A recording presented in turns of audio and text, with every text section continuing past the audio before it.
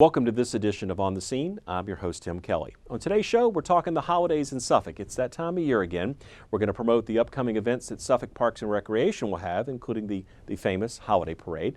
And we'll also preview the 39th Annual Suffolk Nansemond Historical Society Candlelight Tour, something you don't want to miss. Stay tuned.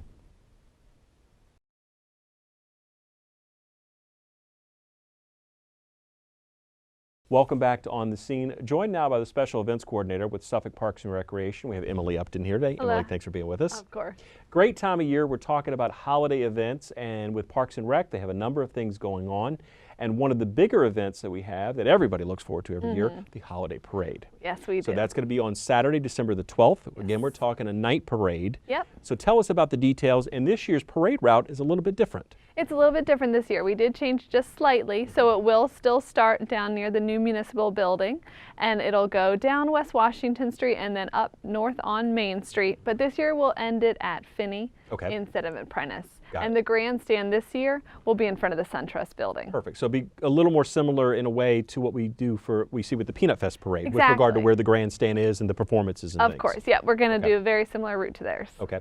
Now we're taping this interview kind of mid-November-ish, and so we're a little in advance of the parade itself. But is there still an opportunity for people to sign up if they want to participate? I don't know what the deadline for that is. The deadline just passed for that, but we are still, if you have a group, please call and ask. We do have some more spots we could bring in some more people. So please just give me a call at my office and we can see if we still have room when this is air. Okay, good deal. Because again, we'll be airing the show late November to early December. So again, the sooner the better with regard to when you see the show to see if there's any space left. Of course, yes. Right, okay. Now, when we talk about the parade, certainly there are bands, which I know there's a lot of great high school bands for both Suffolk and some of the surrounding areas as well. But again, you have a lot of the community involved with their own representation of what the theme is. Now, what is this year's theme? This year's theme is Storybook Holiday. Very nice. And we leave that for you to interpret however you would like, whatever season that you're in. Represent it how you'd like to see it. Very good. And of course that'll bring out some of the local dance teams and things like that, both from the dance schools as well as some of the churches that have dance teams and things. So again, it's always a great chance to see kind of some of the groups and organizations that are in your community that are out there doing their very best to entertain us. Certainly the parents are out there watching for the youngsters that are participating, but just good for the community to be out there and get involved. Yeah, it's a great event, and we open it up to anybody. You don't have to be a set organization. We had people call and say, hey, I have an antique car, and so them and some friends get together, make themselves a little club, and they join in too. We love anyone who wants to come participate. Very good. And the parade will start rolling at? 7 p.m. 7 p.m. Now, how long do you think, or generally does so if you're standing in a certain spot, and a parade rolls by you to begin, what are we talking about, an hour or so, give or take? I think the parade will last up to about an hour, hour and a half. Okay. Okay. So again, maybe hope for some brisk weather that night, but not too cold. But certainly we want, I say sunny skies, but we're doing this at night. But again, no precipitation coming from the skies. Clear, starry skies would be perfect. Good deal. Now, anything else with the parade to note? Again, we said the grandstand's going to be in front of SunTrust, so if people are looking to coordinate their setup spot, go ahead and do that. What time are the streets going to be closed off in downtown Suffolk so that everyone can kind of... The streets close about 6 p.m. And there'll be lots of signage out there, so just keep an eye that day on December 12th when you're parking, if you're going to one of the restaurants or shops in downtown, just to make sure where you're parking is okay. Very good. And of course, sorry, go ahead. But we also have the grandstand, but we do have other stands throughout the streets, down Washington Street and down Main Street as well. So maybe if you're not at the grandstand, you can grab yourself a seat somewhere else along the route. And of course, the fact that it's coming through downtown Suffolk is a great opportunity to see what downtown Suffolk has to offer for the businesses and the restaurants and things that are there. So hopefully they can connect up and we can make this truly a very special holiday event like we always try to do. Yes. Now, moving away from the parade, and again, that's on Saturday the 12th, we'll kind of back the calendar up a little bit to December the 5th, which is one of the special events that kicks off what Parks and Recreation also does for the holidays. Yes, we have Lunch with Santa, and that's held at Northern Shores Elementary School in the northern end of town. Santa comes to have lunch with the kids, and that's 11 to 1, as you said, on December 5th. Okay. Now, for the children participating, there's no cost if you bring... An unwrapped toy. Very good. And the toys collected will be given to a local charity Yes. to, again, kind of keep that holiday spirit going right there. Of course. Very good. Now, as far as adults that want to participate, because you mentioned lunch, so Yes. Lunch will be served. It's going to be Chick-fil-A this Okay. year again. Parents, if they'd like to eat with their kids, it's Yes. just $5 for them. So again, kids with their unwrapped toy, it's free and free lunch. But if the parents, if they don't want to eat, there's no cost. But Okay. if they'd like to join their child for lunch, it's $5. very good. Now, is there any pre-registration needed for that? There is pre-registration. If you just call over to the main office, they can help you get set up with that. Very good. And of course, is there a limited amount of spaces for that, or is it? There is a set is. number. Okay. Mhm. Okay. So again, you want to get in early. We always preach that with regard to making sure you can capitalize and take advantage of this nice opportunity being provided. Now, that's on the 5th, so we'll go now to December the 9th, where we talk about some of our more senior citizens, so to speak. Yep, on Wednesday, December 9th, we are having the Active Adults Holiday Gala, and that'll be held at Whaleyville Community Center. Down in the downtown area, or a little past downtown exactly. in Suffolk. And that will be just a wonderful lunch gala for them. Everyone come dressed to the nines, Very nice. and we'll have lunch there. And again, registration needed for that as well? Or how You is that? can pre-register. It is $10 for Okay. lunch. Now, everyone will be leaving from East Suffolk, so you need to report to East Suffolk, and then there'll be a bus that will take people there? If you'd like transportation, you can go from East Suffolk, but you are also more than welcome to drive down yourself and go park at the Whaleyville Community Center. Very nice. And again, one of the other events that Parks and Rec does, and this is an annual tradition, is Santa calling. So again, talk about how that works, and again, a great opportunity to get your child to get that special phone call from the big guy to kind of figure out and kind of get the word in as far as what maybe you're hoping to get for Christmas, assuming you've been good, of course.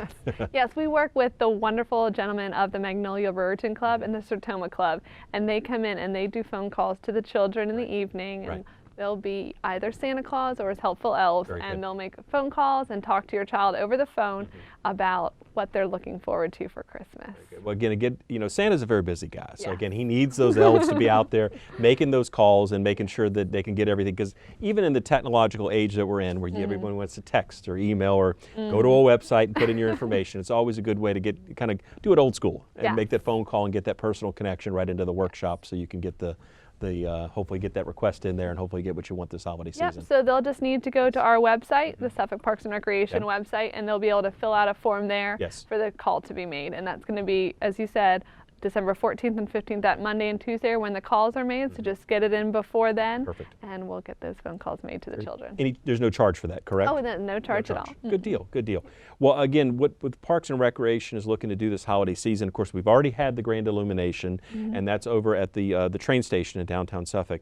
Now, that'll be up, how long will that display be up for? Should be up through the holidays. Through the holidays, okay. And again, that comes on every evening, is that right? As far as how the timing on that works? Set on a timer, so every night down Main Street, the lights will be lit. Very good. And of course, a lot of people look forward to seeing, every community, every city or municipality in the area kind of does their own thing for the holidays. And I know that we always kind of say that officially kicks off the holiday season here. And it's a great representation of way people can kind of, again, be part of that community. And again, we talked about the parade that's coming up. And again, that's going to be Saturday, December the 12th. Yes. And again, let's talk about the route one more time. I know it starts at the same place, a little bit of a different ending, but really most of the same route, right? Yep, so it'll start at the corner of Henley and West Washington Street, which is where the new beautiful municipal building is. Right. And then it'll go down West Washington, going east, and then it will turn at Main Street and go up north, and it'll end this year at Finney. And again, we noted that the reviewing stand for the judging of, not to say they won't be performing and doing things along the route, but that's going to take place in front of SunTrust this year. In front of the SunTrust building, yes. So thank you to them for letting us set up in front of that. So if you'd like to see the bands do their performance, the bands and the dance and performing groups will stop in front of the grandstand to do their performance. Very good. And again, the streets will close off about 6 o'clock, you said? About 6 o'clock, yes. In the neighborhood where this lining up area is, they do close about 4 p.m. Okay. So again, to make that aware if you're in that general area, but it'll be plenty of signage and There will also be city signs. staff and police as well that are helping kind of direct people around that area when we get a little closer to that. And of course, one of the nice things about having the parade route where it is this year is we avoid the trains We that, do of course bring a little extra atmosphere to the parade like they did last year. And our host was able to do a great job as far as kind of playing off that a little bit, but we'll kind of, if you will, kind of cut that route off a little bit so it takes the train factor out of it completely. Yes, yeah, we all love the trains in Suffolk, but we are trying to avoid those this year. Yes, and again, Santa will not be coming on a train this year. He and hopefully Mrs. Claus will be part of that parade certainly near Coming the down end. the carriage. So Very good. pay attention at the very end. Will be Santa Santa and Mrs. Claus. Very nice. Well, Emily, thanks for being with us today to talk about these great you. events, and thanks to you and the Parks and Recreation staff for bringing this to us and making sure the holiday season is a very festive and joyous one here in Suffolk. Of course, always happy. All right. Thanks. We will have more on the scene when we return.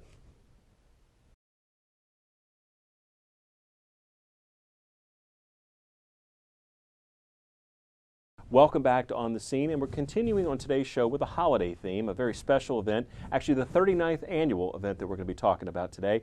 And to join us to talk about this wonderful occasion, we have two very special guests today. We have Mary Austin Darden, who's the president of the Suffolk Nansemond Historical Society, and Dr. Lynn Cross, who's the vice president with the organization, and also the chairperson for this year's Candlelight Tour. Ladies, thanks for being with us today. Thank you for having us. Now, we're talking about the 39th annual edition of the Candlelight Tour, and every year it's in a different location. So again, you think, well, I've done that before, but you want to think again, because again, we have a new location this year. And let's talk about really when this event's going to be taking place and the basics of where in the city this year's event's going to be held. Excellent. This year, the event's called Weston Revisited. It's in the Weston area over into the Lakeside area. It is the first weekend of December, December 5th and 6th from 1 to 5 p.m. We currently have 5 homes available for tour. We also have Weston Baptist Church. We have Oxford Methodist Church open in that particular area. We also have the Seaboard Train Station Museum will be open. Okay.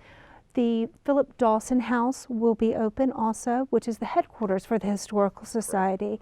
And in addition, Riddick's Valley is graciously opening their doors for people who have tickets. They will get a free tour of Riddick's Valley. And then sprinkled throughout the tour, there will also be vintage cars for everyone to look at. So we have a little bit of everything. Yes. In addition, we have the Suffolk Art Gallery, which will be open, and there are a number of events going on there, including Kermit Hobbs will be signing his latest book, which is The Murder of Tiberius Gracchus Jones. Right. Very good, very good. A very opportunity-rich event we have this year. And when we talk about the event, you know, the tour, of course, centers on the homes, but again, you talked about all the other amenities this year. But Dr. Cross, can you tell us a little bit about the homes that are on the tour this year and kind of highlight anything you'd like to about those particular locations? Okay, well, we could talk forever. We have 5 wonderful homes this year.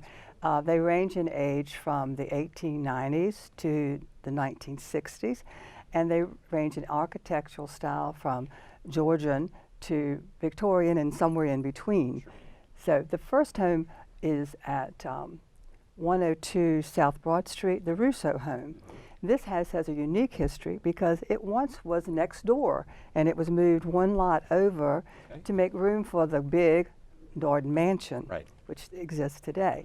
But this home, the Russo home, originally was 4 rooms over 4 rooms, and was at one time converted into a 5-unit apartment. Fortunately, it has been converted back to a single-family home, and it is a beautiful home by the Russos. People visiting will be able to see original woodwork and floors, and they'll also see out back the original privy of the home. Unique feature here. Also, people will be delighted by the wraparound porch, and inside there is a baby grand piano, which is older than the home itself. So that house will be exquisite. Moving on down South Broad Street to 217 is the Strickland home. This home was built in 1910. It has 4 stories and a gable, 3 stories and a gable, wooden siding, and tiger oak flooring on the first floor and heart pine flooring on the second floor. A bit of history here. The house originally was the home of the Harry Lee Cross Jr. family and his 4 sisters. Alma Cross Duke and Betty Cross Fretlow are people that we know here in Suffolk. The Stricklands have converted this home into a holiday wonderland. There will be a different theme and color scheme in each room. The trees will all have a different theme. There will be a tree of Santas. There will be a tree of snow babies. There will be a tree of angels and a tree of peacocks. So it's going to be a delightful home to visit for the holidays. Lots of ideas there. Then 2 blocks over, we'll go to 915 Maryland Avenue, which is the home of the Grogans. That home was originally built in 1925 by Dr. Martin, who was a former superintendent of Suffolk schools. Unfortunately, he had a tragic death due to an automobile accident on the Broad Street Bridge. It's a little Suffolk history there too. The Grogans purchased a home from Harry Lee Cross and Jean 13 years ago, and they have had many wonderful memories there. Visitors will enjoy their many collectibles that are displayed throughout the home. In particular, Mrs. Grogan has a beautiful collection of the blue Royal Copenhagen plates that go from room to room to room. People will just be delighted with all the things she's collected. Her trees will feature family glass ornaments, one decorated with dolls and costumes from throughout the world. And in the kitchen, there'll be a small tree decorated with feathers and the tiny little butter pat plates from the blue and white Royal Dalton china. Very unusual. Yes. But outside will be Mr. Grogan's pride and joy, a 1958 Buick Special. So this tour has something for everyone. It does, doesn't it? Yeah. So then we go further into Lakeside to Bosley Avenue, 109 Bosley Avenue. We will revisit the stately brick home that was built in 1922 by Mrs. A.S. Ely. This Georgian-style home is now the home of Mr. and Mrs. Day. Mr. and Mrs. Day will be sharing their home and their collection of 18th and 19th century antiques, which includes a beautiful Sheffield silver candlestick collection and many other pieces of nice furniture. Open will be the upstairs and the dining room and the living room. And upstairs we will be featuring a 20th century Sioux Indian quilt and Mrs. Day's quilting frame and her many homemade quilts. So that has a lot of variety also. Of course, there will be a vintage car outside of each of these homes. Then we go to our fifth home, which was built on Lake Kilby, which, as most people who love history know, formed the western line of the Union defenses around Suffolk during the Civil War. So you might even find a mini ball or two in their yard from that event. The Queen home is at 1103 Lake Point Lane. The house was designed by Frank Spady, who is a Suffolk native, now deceased architect, for Jack and Fay Webb back in the 60s, 1960s. The Queens bought it, and they have done extensive renovations, and people will go in that house and say, oh, the kitchen is wonderful. What they did was they went in and combined the dining room and the kitchen to make one large, very large, entertaining kitchen. Then they also converted the living room into a large, large dining room that'll seat 14 people. The Queens love to entertain their family, and they have lots of family gatherings, so they've made the home definitely suited for the Queen family. Throughout the home, you'll see antiques that came originally from the Queen Antique Store in Smithfield, North Carolina. And out back, you'll see in the garden, you'll see paving stones that once graced the streets of Ghent in Norfolk. So we have a lot of variety in styles and furnishings and decorations this year in our 5 homes on the tour. You've given us a great taste of what people can expect, but the big question is, how can people get tickets? Well, tickets are currently available in North Suffolk at A. Dotson's and at the Bennett's Creek Pharmacy. In downtown, you get it at the Visitor Center and at the Seaboard Train Station Museum. And those are $20 prior to the event. On the day of the event, you can purchase them at the Suffolk Art Gallery, and they are $25 on the day of the event. So again, definitely to your betterment to purchase early. Absolutely, Yes. Purchase early. Good deal. Now, for people who haven't been on the tour before, how is it set up to where, we talked about the homes and the other amenities that are part of the tour, that if you have your ticket, you get access to that. But how does it work? I mean, obviously, some of the homes are close enough that you can walk, perhaps, if you park at one. But how do the logistics of the event kind of flow together? There is on-street parking, and the churches will have their parking available. The Suffolk Art Gallery also has a small amount of parking. And so that is for the West End area. If it's a beautiful day, I really recommend park and walk. It's a lovely, lovely neighborhood, so take advantage of the beautiful weather. If it's a rainy day, you may want to move your car a couple of times. We do expect a lot of traffic, Right. so find a parking place and stick to it is what I recommend. And then of course, Riddick's Folly has its own parking. The Philip Dawson House, the surrounding areas has its parking, and there's a city parking lot behind that. So there will be plenty of parking, Correct. plenty of space. Very good. Very good. And Now, Mr. Kelly, on the back of the ticket, there is a map. okay, great, handy. So Okay. people can plan their parking strategies and their visiting pattern in advance. Now, you mentioned all the amenities of the homes themselves. Will there be people there that can answer questions? Because obviously, there's a lot to take in, but maybe people might say, well, what about this or what about that? Will there be? Oh, absolutely. Very good. In each home, there will be volunteers who will share even more information about the homes than I was able to share today. So you will learn so much about Suffolk history and the actual family of the history Yes. and of the home and the people who live there now and their things that they're willing to share with us.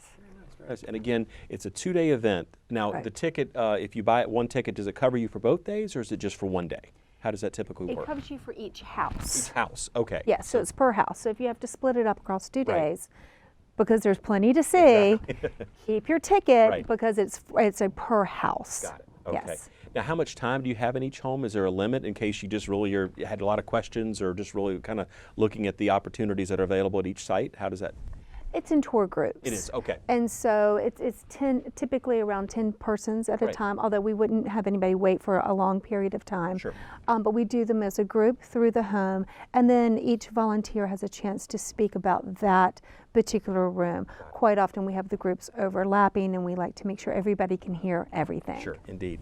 Now, what do the proceeds from the event go to? I mean, the Historical Society does so much work here, and I know have the archives and everything that have with the organization. What do the proceeds go to? Absolutely, an important part. The proceeds go towards the continued operation of the Suffolk Nansemond Historical Society, and that includes the acquisition, the storage of our collections, and it also goes towards our historical research. And in addition, it goes towards the publications that we put out and any ongoing projects or educational opportunities that we have. Goes towards those particular items. Very nice. And I know you have a very wonderful website, and we'll have that address on the screen so people can go there and visit if you'd like more information about the tour or certainly about the organization itself and all the great things that y'all are doing. As far as you mentioned that, I had a chance to look at the website this morning, and it looks a little newly designed. Does it have kind of a new look to it? It is. It is. We are revamping. Yes, we're the Historical Society, and we're updating. And so we are always trying to come up with different angles and different avenues in order to include different groups of individuals. Suffolk history is much further reaching than I think most people would anticipate, and we do get inquiries across the country about Suffolk history, and so we're trying to make sure it's user-friendly and people can find the information they're looking for. Very good. So again, the dates are December 5th and 6th. Correct. And again, focusing on the West End area this year. And again, the tickets are $20 in advance and $25 if you buy them the day of, correct? Correct. And again, that ticket will not only get you access to the 5 homes, but all the other locations that you mentioned. Just got to keep that ticket handy. You mentioned on the back of the ticket, I believe there is a map. So again, you can kind of, as you said, lay out your travel plans and where you're going to park, and hope we're praying for a good day, a nice sunny day, so to speak. No rain in specific. And again, the times of the 2 dates? It's Again, 1 to 5. 1 to 5 each day. Correct. Good deal. And again, the 5th and 6th of December.